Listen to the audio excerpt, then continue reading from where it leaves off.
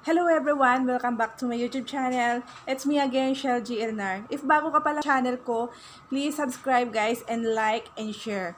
For today's video guys, ay may papakita ko sa inyo na products na ginagamit ko. Product siya guys kasi dalawa siya na pampaputi at pampakinis ng ating balat.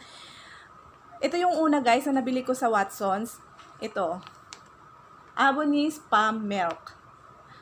Ito lang yung binili ko guys, maliit lang kasi baka kasi hindi ako hiyang dito. Masayang lang yung pera natin. Kaya ito lang munang maliit. Pero mas maganda talaga yung may takip dito para pag mabasa siya, hindi siya nagdidikit-dikit. Ito kasi siya guys. Ito, nagamit ko na to siya. Siguro mga 5 days ko na tong ginamit. Maganda siya guys. Ano siya, smooth yung balat natin pagkatapos natin gamitin. Kaya lang, ito siya, ang nakaano lang dito, pagka-sachet lang yung binili natin. Kasi pag nabasa na to siya guys, ang hirap niyang ilagay sa ating palad. Kasi nga, nagdidikit-dikit na siya, lalo na pagka nabasa na. Triple White 3, pwede siya sa armpit, bikini line, tapos sa scar. Abonis Pas Milk Salt, moisturizing bath salt, whitening smooth and baby skin. Kaya tama talaga to siya guys. Kasi nga, ang balat ko ay nagiging smooth.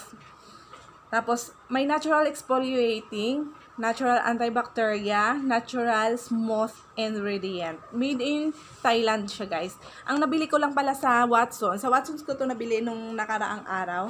70 grams lang.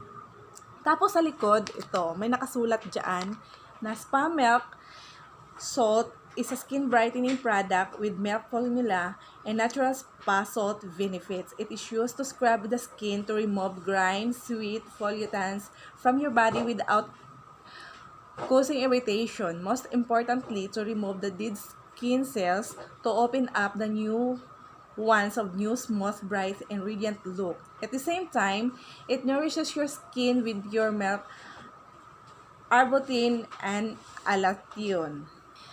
Ipapakita ko to sa inyo guys kung paano ko gamitin. Isasama ko kayo sa banyo ko. Pagpasensyahan niyo yung banyo ko guys kasi nga ang pangit ng banyo ko. Kaya ipapakita ko lang sa inyo kung paano ko siya gagamitin. At saka ito yung isang product guys. Ito. Kojic Sun, hindi to siya nawawala sa pampaligo ko. Kasi ito talaga siya sa mukha lang. Kasi ito, hindi ko siya nilalagay sa mukha. Kasi nga, di ba manipis yung mukha natin. Parang salt, iodized salt kasi ito siya guys. Pag nirarab natin sa mukha natin, yung mukha natin manipis, masak. Ginagamit ko pa rin talaga to siya sa mukha. Sa mukha lang talaga. Tapos, ibabad ko lang siya saglit para hindi siya mahapdi. Ayan, ipapakita ko sa inyo kung anong laman nito. Pero alam ko guys na yung iba, gumagamit na din ito. Pero ipapakita ko pa rin sa inyo kung anong itsura nito sa loob. Ayan. Para siyang iodized salt. Tapos ang amoy niya guys, ang bango. Amoy siya, gatas. Ayan o, ang ganda. Tapos, irarab lang siya nito sa may siko, sa kilikili. Ipapakita ko sa inyo guys. Dadalhin ko kayo sa banyo namin. Ayan, nabawasan ko na pala siya. Ang dami na palang nabawas. Kasi nga mga 4 days or 5 days ko na itong nagamit. Kaya, malaki talaga ang improvement sa aking armpit at saka sa aking siko, tuhod at saka yung may piklat din kasi ako guys.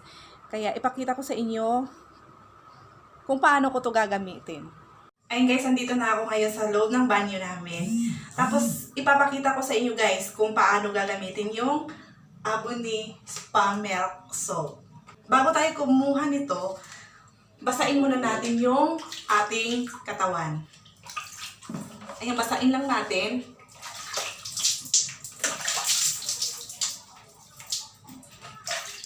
Especially sa ating armpit. Kasi yun yung, para sa akin, kailangan ko pa din siyang paputiin. Kaya kailangan kong gamitan ito. Tapos kailangan, ibuhusan natin sa ating palad. Ganyan. And then, ngayon basa na siya. Ayan. Irarab lang natin siya konti. Ayan.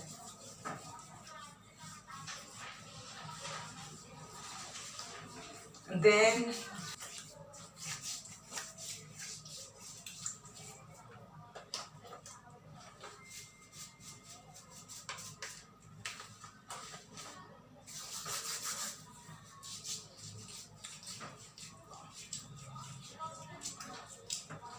Ayan, ito talaga yung problema ko dito sa may siko ko kasi nga maitim siya. Ayan. Pero sa 4 na araw kong ginamit to guys, may improvement naman siya. Kasi nga, ito, yung dito.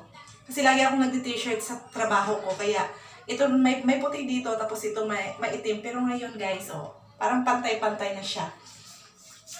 Kaya kailangan ko pa rin talaga siyang gamitin para magiging may result yung yung paggamit ko sa Aboni. Tulad ng sinabi ko sa inyo kanina, nasa mukha ko, hindi ko yun siya nilalagay at saka dito sa liig ko. Kasi nga, yung mukha kasi natin, mga maninipis. Pero, ewan ko lang kung sa inyo, kung pwede, gamitin nyo. Pero para sa akin, hindi.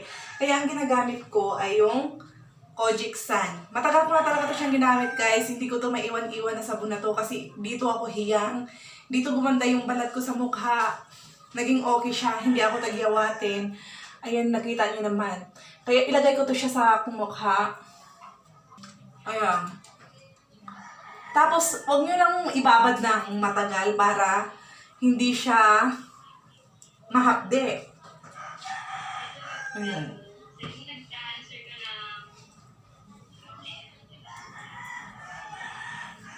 Tapos, dito din sa may liig ko. Ayan. Tapos, di ba naglagay na ako nito sa aking armpit? Ibabad ko lang siya ng 3 minutes bago ko siya banlawan.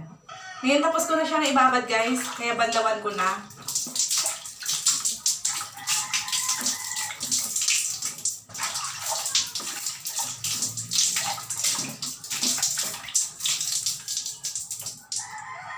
Ayan ang ganda niya sa sa balat.